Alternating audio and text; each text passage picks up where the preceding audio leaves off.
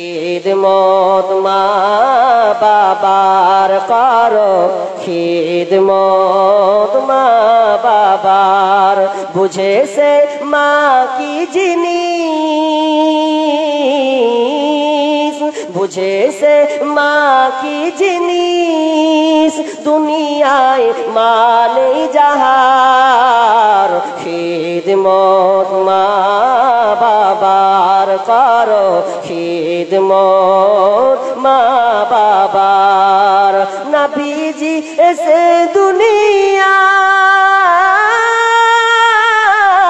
বাবাকে দেখিতে না পায়। নবীজি এসে দুনিয়ায় বাবাকে দেখিতে না পায়। 6 বছরে মাহারায় নবীজি তাহার। খিদমত মা বাবার করো, খিদমত মা বাবার। বুঝেছে মা কি জিনিস, বুঝেছে মা কি জিনিস, দুনিয়ায় মা নেই যাহার। খিদমত মা বাবার করো, খিদমত মা বাবার। এত দুঃখ রাখি কোথায়, রাখার জায়গা নাই ভাইরে। এত দুঃখ রাখবো কোথায়, রাখার জায়গা নাই। আমাদেরই কপালেতে শান্তি বুঝি নাই ভাইরে, আমাদেরই কপালেতে শান্তি বুঝি নাই। 5 ওয়াক্ত নামাজ পড়েন কপালে তার দাগ, মক্কাতে যাই নামের আগে লাগায় হাজি সাহেব। 5 ওয়াক্ত নামাজ পড়ে কপালে তার দাগ, মক্কাতে যাই নামের আগে লাগায় হাজি সাহেব। চায়ের দোকানে বসে হাজি টেলিভিশন চায় ভাইরে, চায়ের দোকানে বসে হাজি টেলিভিশন চায়। আমাদেরই কপালেতে শান্তি বুঝি নাই ভাইরে, আমাদেরই কপালেতে শান্তি বুঝি নাই। সুদে ঘুষে জীবন কাটে করে দুর্নীতি, এমন লোক হয় যদি মসজিদের সভাপতি। সুদে ঘুষে জীবন কাটে করে দুর্নীতি, এমন লোক হয় যদি মাদ্রাসার সভাপতি। ভাইরে উচিত কথা বলতে গেলে মৌলবীর চাকরি নাই ভাইরে, হক কথা বলতে গেলে মোল্লার চাকরি নাই। আমাদেরই কপালেতে শান্তি বুঝি নাই ভাইরে, আমাদেরই কপালেতে শান্তি বুঝি নাই। এত দুঃখ রাখি কোথায়, রাখার জায়গা নাই ভাইরে।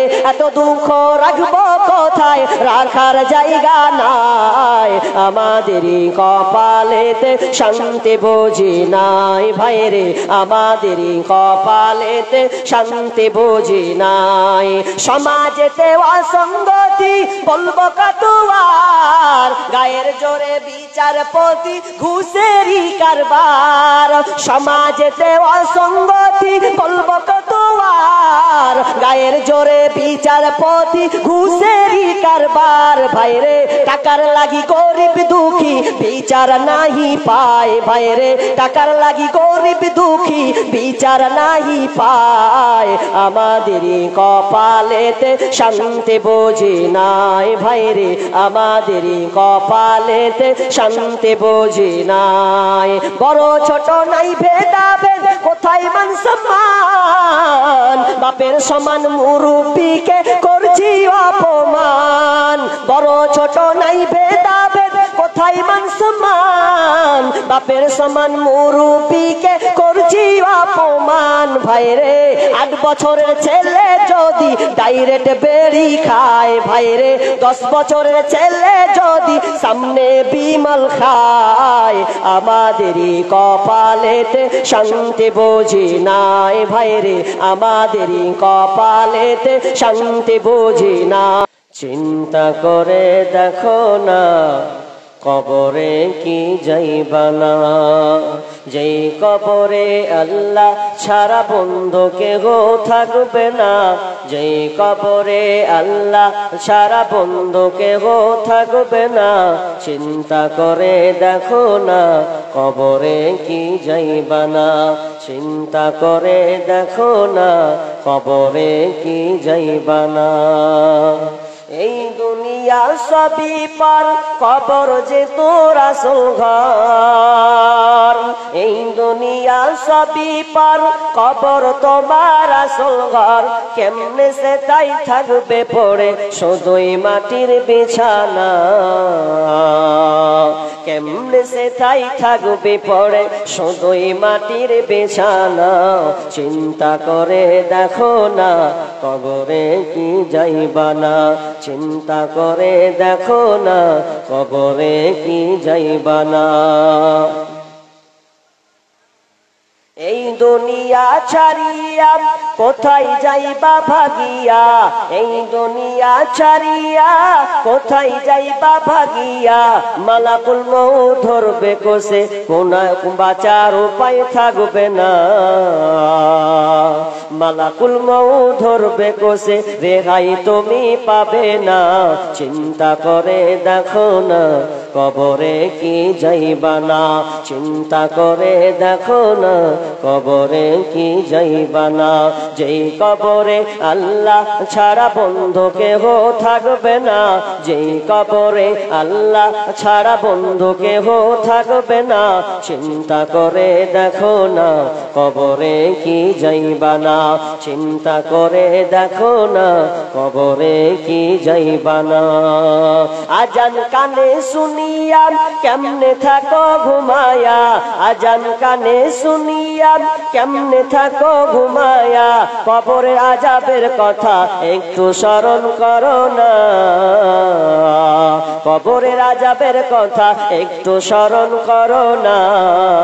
চিন্তা করে দেখো না কবরে কি যাইবা না, চিন্তা করে দেখো না কবরে কি যাইবা না। যেই কবরে আল্লাহ ছাড়া বন্ধু কেহ থাকবে না, যেই কবরে আল্লাহ ছাড়া বন্ধু কেহ থাকবে না। চিন্তা করে দেখো না কবরে কি যাইবা না, চিন্তা করে দেখো না কবরে কি যাইবা না। বিসমিল্লাহির রহমানির রহিম। والصابرين في البأساء والضراء وحين البأس أولئك الذين صدقوا وأولئك هم المتقون। এটা একটা ধৈর্য। আর একটা ধৈর্য আল্লাহ বলেছেন أولئك الذين استرأوا الضلالة بالهدى والعذاب بالمغفرة فما أصبرهم على النار। তার মানে ফামা আসবারাহুম আলান নার। আল্লাহ দুইটা ধৈর্যের ব্যাপারে বলেছেন। এক নাম্বার ধৈর্য ওয়াসাবিরিনা ফিল বাসাই ওয়াদ-দাররাই ওয়া হিনাল বাস।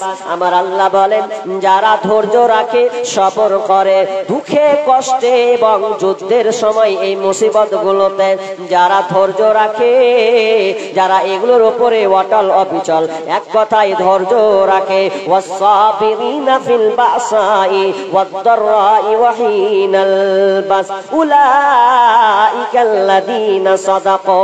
যারা এগুলোর উপরে ধৈর্য রাখে ওরা কারা? ওরা হচ্ছে আপনার সত্যবাদী। ওয়া উলাইকা হুমুল মুত্তাকুন, এবং তারা হচ্ছে মুত্তাকি। তার মানে আমার আল্লাহ বলেন যারা ধৈর্য ধারণ করে মুসিবতে বিপদে, যে কোনো আমলে হোক না কেন, যারা ধৈর্য ধারণ করে তার মানে ওরা হচ্ছে এক নাম্বার ধৈর্য কারনেওয়ালা, ওরা হচ্ছে সত্যবাদী, ওরাই হলো মুত্তাকি। এটা একটা ধৈর্য, ব্যাখ্যা আমি করছি পরে। দ্বিতীয় ধৈর্য কি? দ্বিতীয় নম্বর ধৈর্য উলাইকাল্লাযীনা ইসতারাউদ যালালাতা বিল হুদা ওয়াল আযাবা বিল মাগফিরা ফামা আসবারাহুম আলান নার। উলাইকাল্লাযীনা ইসতারাউদ যালালাতা বিল হুদা, যারা আপনার কিনা হেদায়াতের পরে যারা হেদায়াতের বাদ দিয়ে গুমরাহিতাকে বেছে নিয়েছে, হেদায়াতের পথ বাদ দিয়ে যারা গুমরাহিতা পথভ্রষ্টতাকে বেছে নিল, এবং তারা আযাবের পরিবর্তে আপনার কিনা মাগফিরাতের পরিবর্তে আযাবকে যারা ক্রয় করে নিল, মাগফিরাতের পরিবর্তে যারা আযাবকে ক্রয় করে নিল, ফামা আসবারাহুম আলান নার, তারা আপনার কিনা কতই না আগুনের উপরে ধৈর্যশীল। তাহলে আপনার কি নাম? আল্লাহ বলছেন পৃথিবীতে দুই ধরনের ধৈর্য আছে, একটা ভালো ধৈর্য আর একটা হচ্ছে খারাপ জাহান্নামের ধৈর্য। আপনি বুঝতে পারেননি, একটা এবার খুলবো তো বুঝতে পারবেন যে ধৈর্য কেমন কি প্যাঁচ লাগছে। দুটাই বাকারার আয়াত। কি প্রথমে বলা হলো যারা কষ্টে দুঃখে যুদ্ধে সব সময় এক কথায় বিপদ আপদে ধৈর্য মুসিবতে ধৈর্য থাকে। আচ্ছা, নামাজ পড়ে কষ্ট হয় কি হয় না? কথা বলবেন। হয়তো এখন শীতের দিন উজু করতে খুব কষ্ট হয়, ফজরের আজান হলে খুব কনকনে ঠান্ডা কাপড় শুরুতে উজু করতে হয়, এটা একটা কষ্ট, খুবই কষ্ট। কিন্তু ধৈর্য, এটা ধৈর্য না? ধৈর্য যদি না রাখে তাহলে নামাজ পড়বে, ছেড়ে ছুড়ে পালাবে। তাহলে উজু করার সময় একে ধৈর্য রাখতে হয়। নামাজটাও ধৈর্যের মধ্যে আছে। রোজাটাকে বান্দাকে রোজা আপনার কিনা ধৈর্য ধারণ করতে হয়, 12 ঘন্টা পর্যন্ত তাকে আপনার কিনা অনাহারে থাকতে হয়। সবচেয়ে কত ধৈর্য গরমের সময় রোজা আসলে আপনার কিনা 43, 45, 48 ডিগ্রি পর্যন্ত সেলসিয়াস তাপমাত্রা তাকে আপনার কিনা সহ্য করতে হয়। তার মানে কত কষ্ট। আপনার কিনা সলাতে কষ্ট, আপনার হজে কষ্ট, জাকাতে কষ্ট, দানে কষ্ট, খেটে খুটে করতে হয়। তাহলে এগুলো হচ্ছে ভালো কাজ। তো আমি এবার আপনাকে উদাহরণ দিয়েছি, দুইটা ধৈর্য আছে। আমার আল্লাহ দুটা আয়াতের সংমিশ্রণ দাঁড়িয়েছে এটাই যে যারা আপনার নামাজ পড়ে কষ্ট গ্রহণ করে নেয় আর রোজা রেখে কষ্ট নেয়, আল্লাহ বলছেন ওরা আমার ভালোর দিকে হ্যান্ডকাপে ভরে দিয়েছেন। সাধারণ ভাবে বলতে গেলেন আমি আপনাদেরকে বললাম, আপনাদেরকে আমি হ্যান্ডকাপ লাগালাম, আমি আপনাদেরকে হিকমত একটা প্রয়োগ করছি। আমি বললাম যদি তোমরা নামাজ পড়ো, রোজা রাখো, যদি তোমরা হজ করো, দান করো, সাদকা করো, সত্য পথে চলো, মুনাফিক থেকে যদি তুমি বাঁচতে চাও তাহলে তোমার জন্য ভালো জায়গা আছে, তাহলে তোমার জন্য কষ্ট আছে, তার জন্য তোমাকে ধৈর্য ধারণ করতে হবে। এর জন্য তোমার জন্য নেকি আছে, জান্নাত আছে। আর তুমি যদি মনে করো যে না আমি নামাজ পড়বো না, রোজা রাখবো না, চুগলখড়ি করে বেড়াবো, মুনাফিকি করে বেড়াবো, আপনার কিনা গীবত করে বেড়াবো, পরচর্চা করে বেড়াবো, তাহলে তোমার জায়গাটা শুনে নাও, এটাও তোমাকে ধৈর্যের মধ্যে রাখতে হয়। আর কিন্তু এই ধৈর্যের মধ্যে ফামা আসবারাহুম আলান নার, তাহলে তুমি নিজেকে জাহান্নামের জায়গা বানিয়ে নিলে। নামাজে যেমন কষ্ট, একটা লোকের গীবত করতে গেলেও কষ্ট হয়, কষ্ট হবে না? দিন রাত লাগছেন যে ওই লোকটার ওর কথা বলে বলে লোককে ভেঙে বেড়াবো, তাহলে কত কষ্ট করতেছে, খুব মেহনত করে ওই যে আমি একে নিচে নামাবো, এই জয়াবাইয়ের 12টা বাজাবো, তাহলে কতটা আপনি করছেন, তাই এতটা যে আপনি করছেন, তাহলে এটার জন্য আপনি কষ্ট করছেন কি করছেন না? কষ্ট করছেন, এর জন্য কষ্ট। কিন্তু এর কষ্টটার এর ফলাফল কি? ফামা আসবারাহুম আলান নার, এর জন্য তার জায়গার যা থাকার জায়গা, ধৈর্যের জায়গা হচ্ছে জাহান্নাম। এই জন্য একজন কবি কি বলছেন জানেন? কি বলছেন? दुनिया में अगर रब चाही चलोगे तो आखिरत में मुन चाही चल पाओगे। दुनिया में अगर रब चाही चलोगे तो आखिरत में मुन चाही चल पाओगे। दुनिया में अगर मुन चाही चलोगे तो आखिरत में रब चाही चलना पड़ेगा। এখানে কয়টা দুইটি বিষয় ধরেছেন। প্রথম নম্বরে একজন উর্দু কবি বলছেন যে দুনিয়া में अगर रब चाही चलोगे तो आखिरत में मुन चाही चल पाओगे। তার মানে আপনি আপনাকে বলতে চাইছে দুনিয়াতে যদি তোমার রবের অধীনে থাকো, রবের মন মতন করে চলো। রব তোমাকে আল্লাহ যেটা তোমাকে বলেছে সেই মোতাবেক যদি মেনে চলো রে, তাহলে আখেরাতে মন চাহি চাল পাওগে। অর্থাৎ তোমার ইচ্ছা যা চাইবে, তোমার নফসা যেটা চাইবে, তোমার মন যা চাইবে সেটাই তুমি জান্নাতে করবে। আল্লাহ তোমাকে বাধা দিবে না, যা বান্দা নিজের মতন করে বেড়া। কারণ তুই দুনিয়াতে আমার মন মতন চলেছিস, অনেক কষ্ট তুই দুনিয়াতে তোকে ধৈর্য করতে হয়েছে, অনেক ধৈর্য তুই রেখেছিস। এখন তুই আমার কাছে এসেছিস, জান্নাতে দিলাম, যা তোর মন ইচ্ছা, আমি আর তোকে বাধা দিব না। তোর মন যেটা চাই সেটাই তুই করলে। এবং যারা দুনিয়া में अगर मन चाहिए चलोगे, आखिरत में रब चाहिए चलना पड़ेगा। যদি দুনিয়াতে বলো আমি নামাজ পড়বো না, আমি রোজা রাখবো না, আমি আপনার কিনা দান সাদকা করবো না, মারপিট করে বেড়াবো, রাহাজানি করে বেড়াবো, চুগলখড়ি করে বেড়াবো, আপনার চাষের মধ্যে ডুবে থাকবো, মদ পান করবো, নিশাদার দ্রব্য নিয়ে পড়ে থাকবো, তাহলে আমার আল্লাহ বলছেন তোরা ইচ্ছা মতন চলেছিস দুনিয়াতে, তাহলে তোদের ইচ্ছা ছিল এই টার্গেট গোলাম, এখন তোরা আমার কাছে পাকড়া হয়েছি, এবার আমার মন মতন তোদেরকে চলতে হবে, আমার ইচ্ছার মধ্যে তোদের চলতে হবে। তার আমার ইচ্ছা, এখন তোর জায়গাটা হচ্ছে জাহান্নাম, এখন তুই ঘুরে বেড়া, হু আল্লাহ করে বেড়াগা। ওরে সুদখোর, তুমি সুদ খেয়ে বেড়াও, কোনো লাভ নাই। ওরে মদখোর, মদ খেয়ে বেড়াও, কোনো লাভ নাই। তোমার যা মন চাই করে বেড়াও, যেদিন আমি তোমাকে পাবো হাতের কাছে, সেদিন তোমাকে জাহান্নামে ভরে দিয়ে আমি আল্লাহ বলবো লে এবার তুই আমার মন মতন চল। ধৈর্য নে, তো ধৈর্যের জায়গা জাহান্নাম।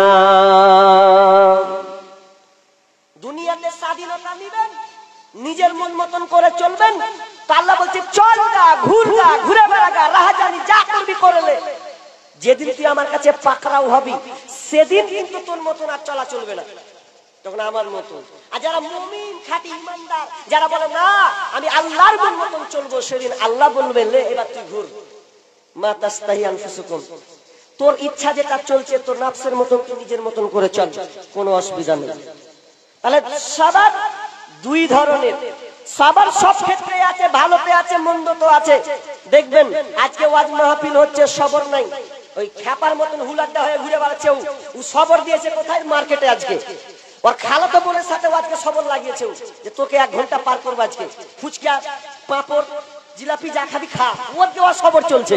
আর আপনাদের সবর ধৈর্য সহকারে আপনি শুনছেন, এটা একটা ধৈর্য। কে বললে ওদের ধৈর্য নাই? ধৈর্য নাই মানে যতক্ষণ ওর খালাতো বোনের সঙ্গে কমপ্লিটলি কথা না বলতে পারবে আজ মেলাতেও ভুলবে না, মানে কত ধৈর্য রেখেছে হিসাব করেন, মানে ও সাকসেস হবেই এতেও। আর আপনাদের ধৈর্য এখানে, ধৈর্য কে নাই? মন্দতেও ধৈর্য আছে।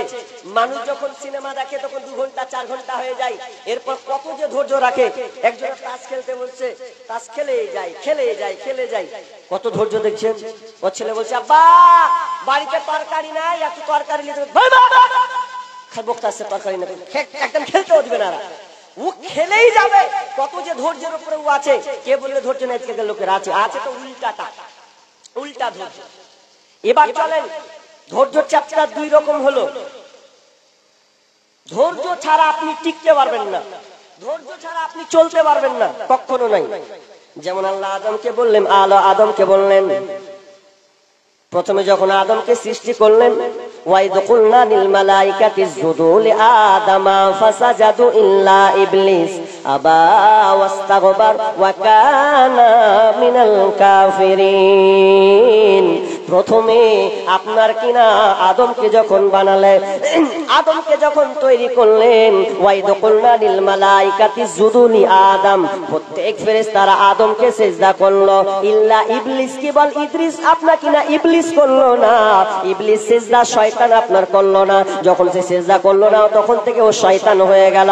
তার মানে ও ধৈর্যের বাইরে চলে গেছে। আল্লাহকে অর্ডার করেছিলেন, কিন্তু আল্লাহর অর্ডারটাকে মানেনি, তার মানে সবর করতে পারেনি। ও কি করেছে? ও বরং আপনার কিনা যুক্তি পেশ করেছে। কি যুক্তি পেশ করেছে?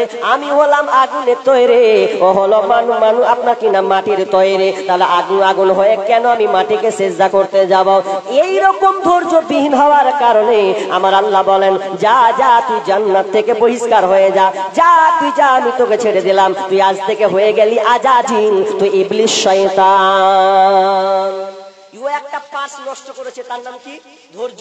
যদি ধৈর্য রেখে দিত, যে আল্লাহ সিজদা করতে বলেন তাহলে করে দি, যদি এটা করে দিত তাহলে ও এই শয়তানের লিস্টে থাকতো না। আদমও ধৈর্য রাখতে পারলো না, তো আদমকে আল্লাহ কি করলেন? আল্লাহ বললেন লা তাকরাবা হাদিহিশ শাজারা ফাতাকুনা মিনাজ জালিমিন। হে আদম, আদম আর হাওয়া, তোমরা শুনে নাও, খবরদার তোমরা এই গাছটার নিকটে যাবে না। যদি তোমরা এই গাছটার নিকটে যাও তাহলে তোমরা জালিমদের অন্তর্ভুক্ত হয়ে যাবে, তোমরা জালিম হয়ে যাবে, অর্থাৎ তোমরা এটা অন্যায় করে ফেলবে। কিন্তু তারা থাকতে পারলো না, তারা আল্লাহর আপনার আদেশটাকে মানতে পারলো না। যেমন তারা প্রত্যাখ্যান করলো, সঙ্গে সঙ্গে গাছের ফলটা খেয়ে নিল। যেমন গাছের ফল খেয়ে নেওয়া সঙ্গে সঙ্গে তারা শরীর থেকে খুব ফুফসা খুঁজে পড়ে গেল। আল্লাহ তাদেরকে কি করলেন? আপনার কিনা জান্নাত থেকে বহিষ্কার করে দিলেন। তোমরা রেখো গো শরণ, একদিন হবে যে মরণ। তোমরা রেখো গো শরণ, একদিন হবে যে মরণ। শয়তান তোমার শত্রু বটে বলে আল কোরআন। তোমরা রেখো গো শরণ, একদিন হবে যে মরণ। প্রথম নবী জান্নাতে ছিলেন, সঙ্গিনী হাওয়াকে পেলেন। প্রথম নবী জান্নাতে ছিলেন, সঙ্গিনী হাওয়াকে পেলেন। চক্রান্ত করিয়া শয়তান খাওয়াইল কান্দ। তোমরা রেখো গো শরণ, একদিন হবে যে মরণ। তোমরা রেখো গো শরণ, একদিন হবে যে মরণ। তার মানে শয়তান আপনার কিনা এদিকে অপরাধী হলো ধৈর্য রাখার না, ধৈর্য না রাখার কারণে। আর আদম আর হাওয়া তারা অপরাধ হলো, এরাও ধৈর্য রাখার কারণ, ধৈর্য না রাখার কারণে। তাহলে দুজনে আসান হয়েছে। তার মূল বিষয় কি ছিল? ধৈর্য, সাবার। তার মানে বোঝা যায় ধৈর্যবিহীন কাজ কোনোদিন সাকসেস হবে না। ফেসবুক চালাচ্ছেন আপনি? ফেসবুক চালাচ্ছেন তো? আজকালকার মডার্নিং যুগ তো, ফেসবুক না হলে হয়? ফেসবুক, এই ফেসবুক চালিয়েছেন কে আবিষ্কার করেছেন? কেউ নাম জানেন? হ্যাঁ, ফেসবুক কে আবিষ্কার করেছেন কেউ নাম জানেন? হ্যাঁ, ফেসবুক মার্ক জুকারবার্গ ফেসবুক আবিষ্কার করেছেন। কেন করেছেন এটাতে কিন্তু অনেক রহস্য আছে। ফেসবুক যে আবিষ্কার করেছেন এটা একজন প্রেমিকের কারণে করেছেন, উনি ঠেলায় পড়ে। প্রথম বাকি যেগুলো নেটওয়ার্ক আপনার সফটওয়্যার যেগুলো করেছিলেন ওগুলো তার প্রেমিকার সঙ্গে সম্পর্ক লাগানোর জন্য তিনি কথা বলতেন। প্রেমিকা যখন সবকিছু ব্লক করে দিল তখন বলছে এ তো হাত ছাড়া হয়ে গেল, তাহলে আমাকে ওর সঙ্গে মিলতে গেলে কি করতে হবে? তখন মার্ক জুকারবার্গ আরেকটা অ্যাপ তৈরি করলেন, তার নাম হচ্ছে ফেসবুক। ফেসবুক আবিষ্কার করলেন যাতে তার সঙ্গে সম্পর্কটা থাকে। তো দেখেন তার মধ্যে কত যে ধৈর্য আছে। এক একটা অ্যাপ বানাচ্ছেন, কেটে যাচ্ছে, কিন্তু সে হতাশা হচ্ছেন না, আবার অ্যাপ তৈরি করছেন। তার মানে তার ধৈর্য কতটা আপনি দেখেন। আমরা হলে তো এক চান্সে ছেড়ে দিতাম, যে কোনো কাজ ছেড়ে দিতাম। এই যে আপনি লাইটিং পাচ্ছেন, আলো বল জ্বলছে, বাল্ব জ্বলছে কি জ্বলছে না, ক্যামেরা অন হচ্ছে কি হচ্ছে না, এগুলো হয়ে আছে। এটা কার অবদান জানেন? Albert Einstein. আলবার্ট আইনস্টাইন এগুলো আবিষ্কার করেছেন। কবার ফেলেছেন জানেন? বৈদ্যুতিক বাল্ব তৈরি করার জন্য তিনাকে 99 বার ব্যর্থ হতে হয়েছে। কবার? হাজি এক দুবার হলে তো আমরা ছেড়ে ছেড়ে পালিয়ে যাবো। তিনি কত যে ধৈর্য রেখেছেন এই বাল্বটা দেওয়ার জন্য, যারা আমরা দেখতে পাচ্ছি। আলবার্ট আইনস্টাইন তিনি যে এত কষ্ট করে আমাদেরকে দিয়েছেন, এই ভিডিওগুলো আপনারা দেখতে পাচ্ছেন বাড়িতে বসে, এটা তার অবদান। আর এই অবদানের মধ্যে তার মধ্যে ধৈর্য লুকিয়ে আছে। ও 99 বার ব্যাক হয়েছে, তারপরেও সাকসেস হয়েছে। তার মানে প্রত্যেকটা জিনিস আপনাকে ধৈর্য রাখতে হবে। খালি মন খারাপ করে বসে আছে, দুবার একবার ফেল হচ্ছে, ধৈর্য রাখতে হবে। ইব্রাহিম বিন আদহাম রাস্তা দিয়ে যাচ্ছেন। রাস্তায় যেতে যেতে একটা লোক এইরকম করে মন খারাপ করে বসে আছে। লোকটাকে বললেন, ভাই শোনো একটু এই দিকে এসো। তুমি মন খারাপ করে আছো, বুঝতে পারছি তোমার মনটা খারাপ হয়ে আছে, তোমার মনটা ভারাক্রান্ত মন হয়ে আছে। তবে আমি তোমাকে 3টা প্রশ্ন করব রে বন্ধু। ইব্রাহিম বিন আদহাম বলছেন, আমি আপনাকে 3টা প্রশ্ন করব। এই 3টা প্রশ্নের উত্তর কি তুমি দিতে পারবে? যদি দাও তাহলে তোমাকে 3টা প্রশ্ন করব। তখন ওই লোকটা বলছেন, বলেন কি আপনি প্রশ্ন করবেন? নাম্বার 1, 1 নাম্বার প্রশ্ন হচ্ছে, বলেন তো দেখি, আল্লাহ পৃথিবীতে যত কিছু ঘটছে, যা কিছু পৃথিবীতে হচ্ছে, সমস্ত কিছু হচ্ছে, কিন্তু আল্লাহর ইচ্ছা নাই, আল্লাহর এদিকে কোনো ইচ্ছা নাই, এটা কি বলো? তো বলছেন না, এটা তো হতে পারে না। আল্লাহ পৃথিবীকে পরিচালনা করছে, এটা আপনার কিনা আল্লাহর ইচ্ছার বাইরে কিন্তু এগুলো হচ্ছে না। নাম্বার উত্তর ঠিক আছে। এবার বলো, দ্বিতীয় প্রশ্ন তোমাকে করছে, বলো তো তোমাকে আল্লাহ যে রুজিগুলো লিখে দিয়েছেন, তুমি কতটুকু খাবে? আল্লাহ পৃথিবীর 50,000 বছর আগে লিপিবদ্ধ করেছেন, তাহলে এতগুলো রুজি লেখা আছে, এই রুজির যে লেখা আছে, বলতো এই রুজিটা কি কেউ কমিয়ে দিতে পারবে? তো বলছেন না, কেউ কমাতে পারবে না, কমবেও না। 3 নাম্বার প্রশ্ন, বলতো তোমার যে আয়ু আল্লাহ দিয়েছেন, তোমার যে বয়স সীমা আছে, এই বয়স সীমার মধ্যে বলতো আল্লাহ তোমার বয়স সময় সীমা বেঁধে দিয়েছেন, আর এই বয়স সময় সীমা কি কেউ তোমার কমিয়ে দিতে পারবে? তো বলছেন না। তাহলে তুমি কেন টেনশন করো? 3টাই তুমি ভেবে চিন্তে উত্তর দিয়েছো না না না, তাহলে 3টাই তুমি বুঝে প্রশ্ন উত্তরগুলো দিয়েছো, তাহলে তুমি কেন মন ভারাক্রান্ত করে আছো? তোমার নসিবে যা আছে সেটাই ঘটবে, অতএব তুমি কোনো টেনশন করিও না। তার মানে আমরা বুঝতে পারলাম, ওরে ইমানদার, ও মুমিন, ও আমার ভাই সকল বন্ধুরে, আমি আপনাদেরকে বলছি, পৃথিবীতে যত কিছু হচ্ছে এটা নিয়ে আপনাকে টেনশন করতে হবে না, বরং আপনাকে আল্লাহর উপরে ধৈর্য রেখে, অটল রেখে তোমার জীবনটাকে চালাতে হবে। এবার আমি ধৈর্যের চ্যাপ্টারে যাব। মুমিনদেরকে আল্লাহ ধৈর্য বেশি করেন, এটা কি জানেন আপনি?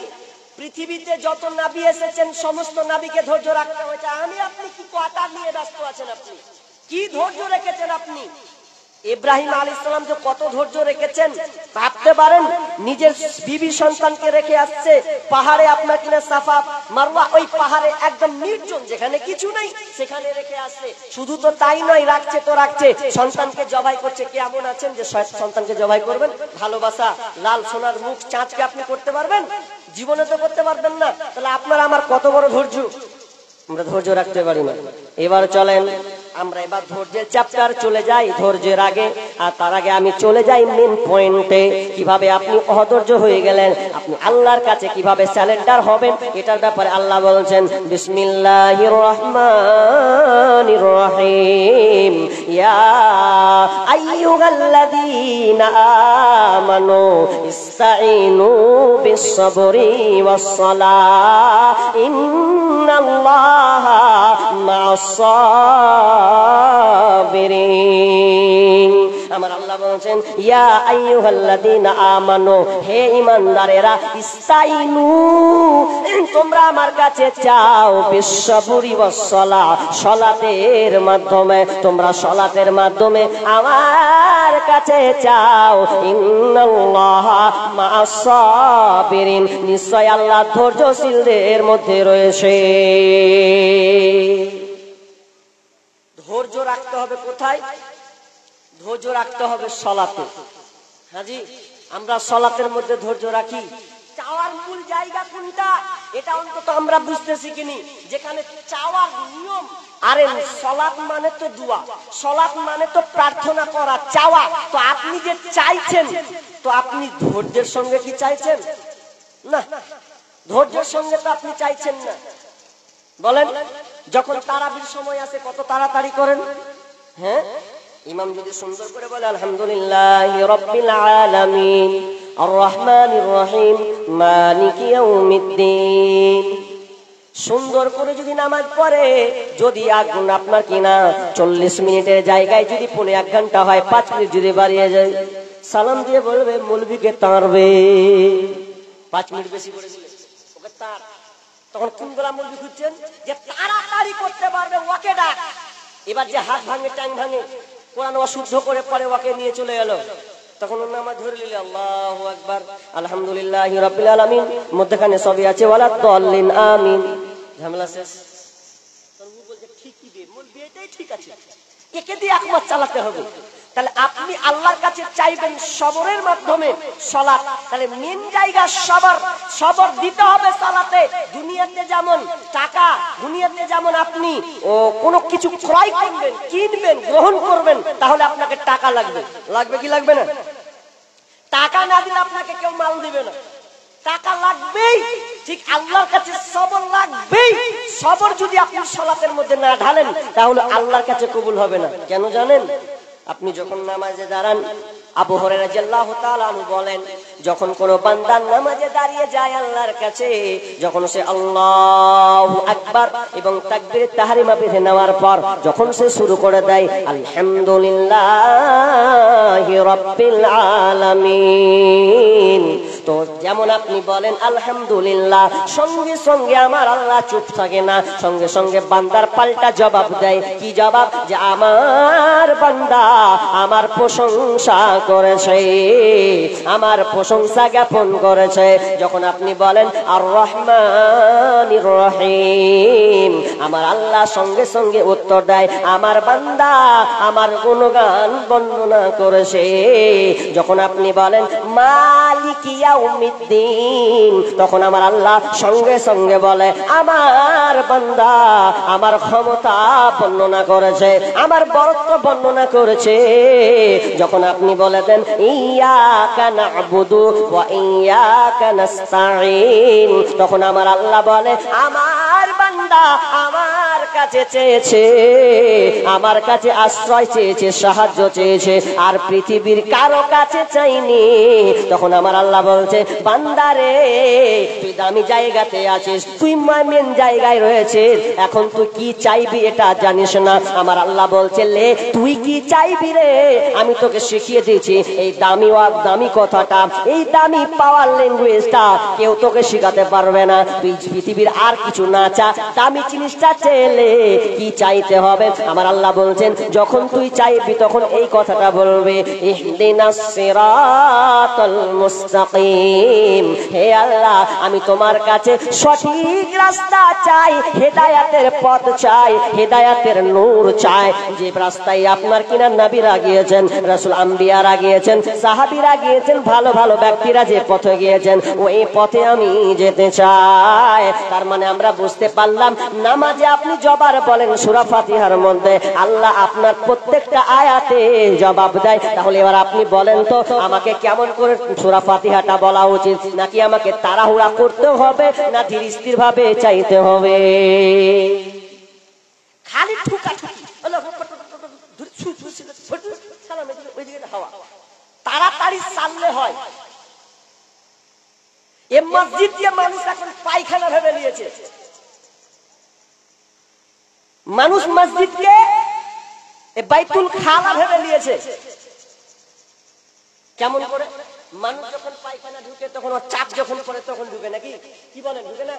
আর যেমনি ওর সারা হয়ে গেল বেরিয়ে গেল, তেমনি যখন মসজিদে যাচ্ছে মনে হচ্ছে বাথরুমে ঢুকছে না, ওই যে দামি জায়গায় ঢুকছে এটা ওর খেয়াল নাই, তাড়াতাড়ি ঠুকবো আর বেরিয়ে চলে যাবো। তাহলে ওটা কি লাভ হলো? কোনো লাভ নেই। এবার আল্লাহ বলছেন চলো তোমাকে এবার বলি ধৈর্য কেমন। তো ধৈর্য বলতে গিয়ে আল্লাহ এবার কিছু কথা তুলে ধরছেন, কিন্তু আয়াতটা পুরো আপনার কিনা কিছু আয়াত আছে ধৈর্যের ব্যাপারে, কিন্তু ধৈর্য বলতে বলতে বলতে আল্লাহ একটা সেন্টেন্স বলছেন ওয়ালা না, আপনি বলছেন ওয়ালা তাকুলু লিমান ইয়াকতালু ফি সাবিলিল্লাহি আমওয়াত বাল আহইয়াউ ওয়ালাকিন লা তাশউরুন। আমার আল্লাহ বলছেন ধৈর্য কেমন শুনে লাও। কেন আল্লাহ তাআলা আপনার শহীদের কথাটাকে এখানে তুলে ধরলেন? আল্লাহ তো অন্য কিনে বিষয়কে তুলে ধরতে পারতেন, কিন্তু আমার আল্লাহ বলছেন ওয়ালা তাকুলু লিমান ইয়াকতালু ফি সাবিলিল্লাহি আমওয়াত বাল আহইয়াউ ওয়ালাকিন লা তাশউরুন। আমার আল্লাহ বলেন ওয়ালা তাকুলু লিমান ইয়াকতালু ফি সাবিলিল্লাহ, যারা আল্লাহ রাস্তায় কতল হয়েছে, খবরদার ওদেরকে মা আপনি হতে হয়েছে এই কথা তোমরা বলো না। ওরা যে মারা গেছে মৃত এই কথা বলো না, বরং তুমি তাদেরকে, তারা বরং মৃত নয়, বরং তারা জীবিত, বরং তারা শহীদ হয়েছে। তোমরা একটা কথা বারবার বলবে, তোমরা বলবে কি আমওয়াত বাল আহিয়া ওয়ালাকিন লা তাশউরুন, আর ওরা আছে জীবিত এটা তোমরা টের পাবে না, বুঝবে না। আমি আল্লাহ তাদের সঙ্গে সম্পর্কটা আছে এটা তোমরা টের পাবে না। তার মানে আল্লাহ বলছেন যে তোমরা শহীদ যারা হয়েছে তাদেরকে তোমরা মৃত বলো না। কথাটা একটু ভাবার আছে। ধৈর্যের চ্যাপ্টার বলতে বলতে শহীদের কথাটা তুলে নিলেন। কেন তুললেন শহীদের কথাটা? নিশ্চয় এখানে কোনো কারণ আছে। শহীদের কথা কেন তুললেন? কারণ যারা জিহাদ করে মারা গিয়েছে, যারা ইসলামের জন্য সংগ্রাম করেছে, জীবনটা পর্যন্ত দিয়েছে, তাদের মধ্যে যে কত সবর আছে, ধৈর্য আছে, আপনি কুল পাবেন না। একজন ভালো বক্তা একটা উদাহরণ দিয়েছিলেন যে এই ব্যাপারটা কে জানে? তো আল্লাহ, আল্লাহর কাছে খবর আছে। দুনিয়াতে অনেক জিনিস আছে মানুষ জানে না, কিন্তু মানুষের সঙ্গে একটা লিঙ্ক থাকে। কিভাবে? এই যে রকেট গুলো যায় উপর দিয়ে, ভাসমান উপরে, কত উপরে যায় আল্লাহ, 16,000 9,000 কিলোমিটার উপরে ভেদ করে। তখন দেখবেন আপনি যদি মোবাইলটা নিয়ে আপনি উঠেন এরোপ্লেনে, তাহলে আপনি উঠতে উঠতে উঠতে আপনার নেটওয়ার্ক থাকবে না, তাহলে শেষ হয়ে যাবে, থাকবে না, 0 পয়েন্ট। আপনি হ্যালো গেলো করে কোনো লাভ হবে না। কিন্তু এক প্রকার লোক আছে ওদের টাওয়ার পালাই না, জানেন আপনারা কাদের? যারা কিনা আপনার পাইলট, এরোপ্লেনে যারা পাইলট থাকে ওদের নেটওয়ার্ক পালাই না, ওদের সঙ্গে নিচের সঙ্গে যোগাযোগ থাকে। আর কত দূর যাব, আমার রাস্তা ক্লিয়ার আছে কিনা বলে দাও, সিগন্যাল যাব কিনা এটা বলে দাও। তার মানে তাদের সঙ্গে কম্পেয়ার হতে আছে, তাদের সঙ্গে কথা হতেই আছে। কিন্তু আমার আপনার নেটওয়ার্ক নাই, হ্যালো বলে কোনো লাভ নাই। কিন্তু এমনি ভাবেন আল্লাহ তাআলার সঙ্গে শহীদের যারা মারা গেছে ওদের সঙ্গে আল্লাহ লিং আছে, সম্পর্ক আছে। আল্লাহ বলছেন তোমরা তা জানো না, ওরা জীবিত, ওরা জীবিত, ওরা জীবিত। কত কষ্ট করতে হয়েছে গো। এবার যদি আমি শহীদদের আলোচনা করি তো লম্বা চ্যাপ্টার হবে, তবে একটা বলবো। যখন ওহুদের যুদ্ধ হলো, তো ওহুদের যুদ্ধে কত ঘটনা মারাত্মক জানেন? এটা আবার বড় চ্যাপ্টার আছে। হানজালা রাদিয়াল্লাহু তাআলা আনহু নতুন বিবাহ করেছেন। বন্ধুরে ভালো করে শুনেন, ধৈর্য কাকে বলা হয়? আমার আপনার ধৈর্য, সাহাবীর ধৈর্য কেমন?